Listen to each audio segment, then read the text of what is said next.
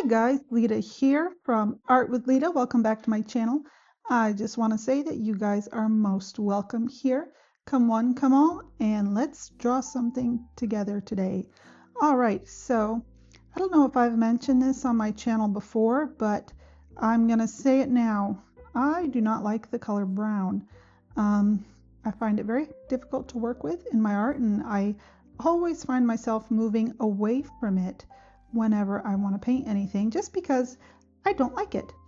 So I decided that I was going to make a painting all in brown. Actually, I make a full-on spread, and the other side of the page and what I paint over there is going to come out in about a week or so. So keep your eyes on my channel because that will be coming.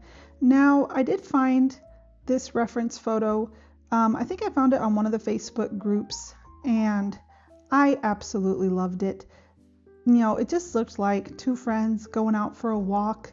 You know, they're walking and they're chatting, and I just thought it was just so much fun. I have decided to do this in my Stillman and Birn sketchbook. As you can see there, this is the one with the cold press paper, so it has, I take that back, that is a Zeta series sketchbook,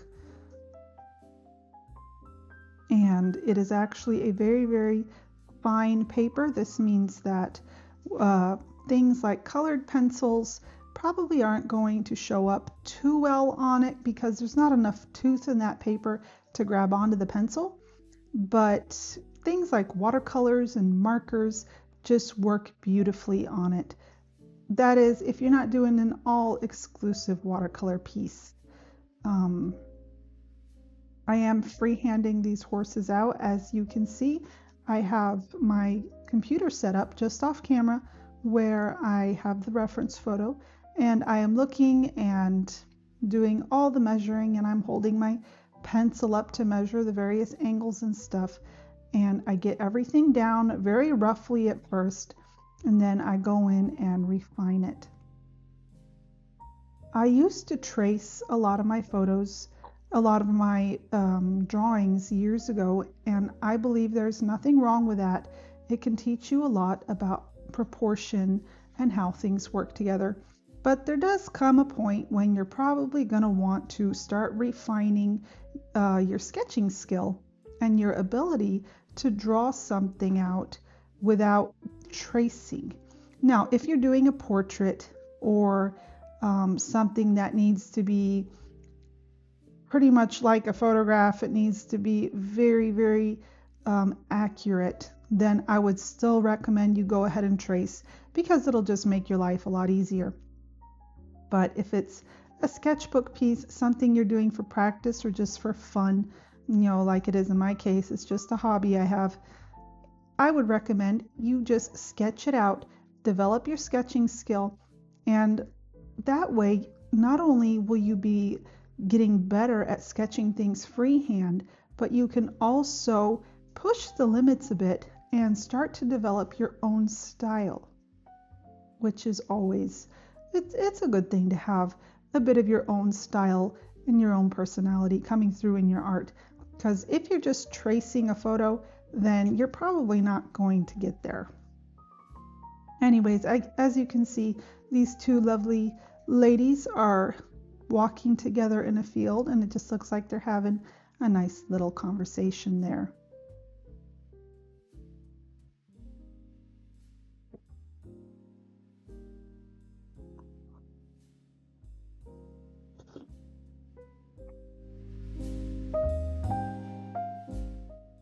Now, the watercolor palette I have there is a student grade palette. I think it's from China. The colors are absolutely beautiful, but the palette is old, and being a student grade watercolor, I noticed that it was starting to get very grainy, and that first little bit of color I put down had like little chunks of paint in it, and that was quite unfortunate because it was one of my favorite palettes for a long time. So I put that aside and I got out my transparent palette, as I call it, which is just a mix of various professional grade watercolor paints. You see, that's one of the big differences between professional watercolor and student grade watercolor, is that you can find a good student grade, but they're probably going to be unusable after a few years. I've had that student grade palette for, I don't know, maybe about 5 years now. And it's become unusable. I literally cannot use that paint anymore. But this transparent palette I have that's filled with the professional stuff, I've had some of these paints for years and years and years and years, and they still re-wet beautifully. They still go down beautifully. There's no little chunks of paint in there. It's a completely different experience, and you really do get more bang for your buck when it comes to the professional grade paints. One thing I always recommend is get the professional paints, folks. Just go ahead and spend the money on the professional paints. They are definitely worth the money. Now on paper, you should play around with different types of paper and see what you like and what you prefer to work with, because papers vary so greatly that you just never know. You never know. But when it comes to the paints, get the professional stuff. Now, as I said before, I am not too crazy about the color brown, and I usually avoid using it in my work. And because of that, I decided I was just going to go all out and make a painting that was all brown themed. And every single color I put down on the page has to be brown in some way or another. Now I know I might be pushing that a little bit when it comes to the yellow ochre I put down, but in my mind that's still very much in the brown category of things, so I don't think that's cheating.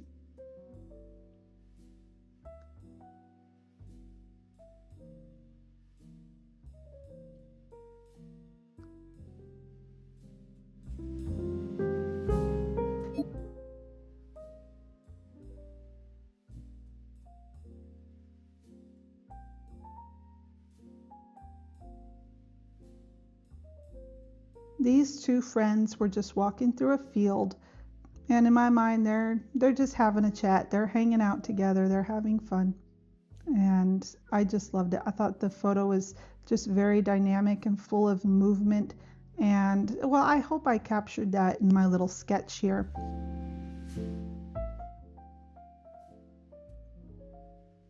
And eventually I decide that I'm not going to leave the background just a plain white color, and so I take just a very, very light brown and just give it a very light brown wash, and I think it turned out quite nice in the end.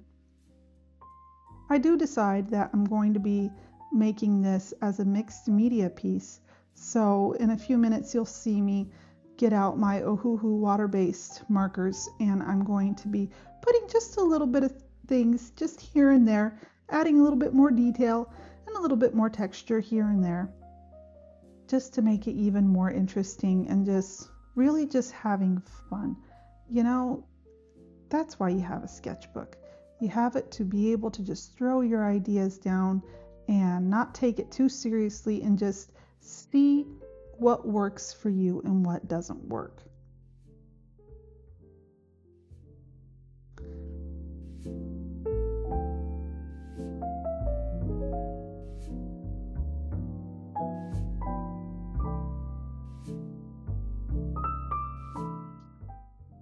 And there you can see I'm going over it with my Ohuhu markers. Now these markers do have two sides to them. They have a beautiful brush tip, and then they have like this tiny little nib on the other end, which I actually find quite useful for doing outlines and stuff. I really appreciate the fact that they put that on there. And I'm just giving an outline to things and adding a few little texture marks here and there.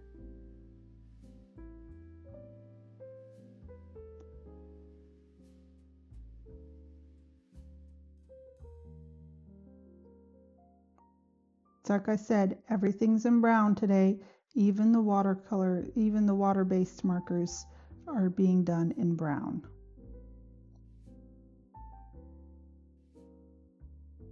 I actually filmed this video, oh my, over a month ago, and I'm only just now getting to the voiceover.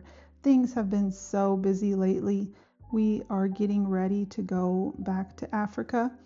For those of you that don't know, me and my family, we are missionaries, and we are gone traveling 6 months of the year, every year. And in just a short while, we're going to be back in the country where we serve in Africa. And because of that, it's just been very busy, but I do have things scheduled ahead of time so that when those days and those weeks come and I just can't get anything done as far as the YouTube channel goes, I do have videos already scheduled and already put up. That's really the only way I've been able to do this, because sometimes I don't get to sit down and sketch and paint, much less spend the hours necessary for editing and voiceovers. You know, sometimes I can't get to it for a week or two at a time, and being able to schedule things out has been really, really nice for me. There, I just got rid of all the pencil lines.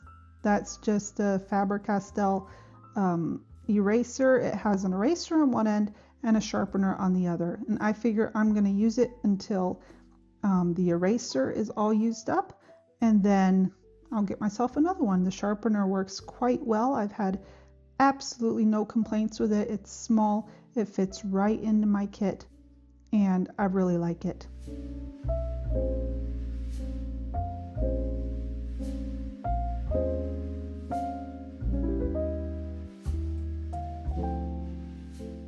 There you can see I'm going in with that light brown wash. You see how it's just this beautiful reddish beige color once it's watered down? I thought that was so pretty. And you know, sometimes paints can just surprise you. And I just love the way this brown themed painting turned out. I mean, I don't know. Paints can just surprise you, I guess. So I would encourage you, get out your sketchbook, intentionally go with some colors that you never use, something you know that you don't really like, something you don't really use, and get them out, use them. You know, you might surprise yourself. You might actually come up with something that's really cute or really fun to have.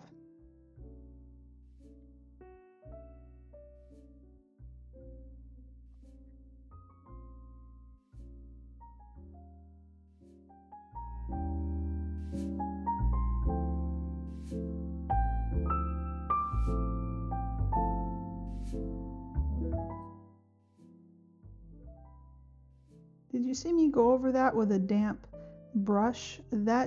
These markers are not water soluble, but if I get them fast enough with a damp brush, it'll just soften that line just a little bit so that it blends in better with the background.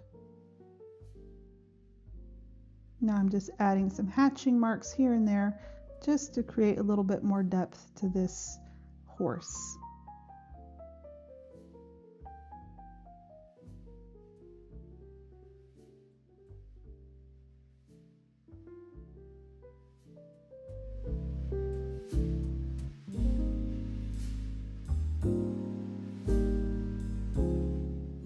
If you guys have liked this video, please do like and subscribe. It does help my channel a lot. That is all I've got for you today. Do keep an eye on my channel. I put out videos every single week. Lita out.